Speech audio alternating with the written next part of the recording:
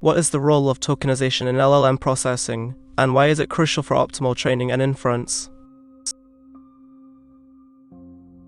Answer: tokenization plays a vital role in LLM processing as it converts raw text into smaller units called tokens, which can be words, subwords, or characters. This process is crucial because it enables the model to understand and process text in a standardized format. Effective tokenization is essential for handling a diverse range of inputs, including rare words and different languages, by breaking them down into manageable pieces.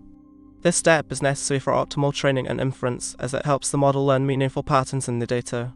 By standardizing the input, tokenization ensures that the model can process and learn from a wide range of texts, including those with varying linguistic and cultural backgrounds. Without tokenization, the model would struggle to understand and make sense of the input data, leading to poor performance and inaccurate results. In summary, tokenization is a critical step in LLM processing that enables the model to effectively process and learn from text data, and its absence would significantly hinder the model's ability to perform well.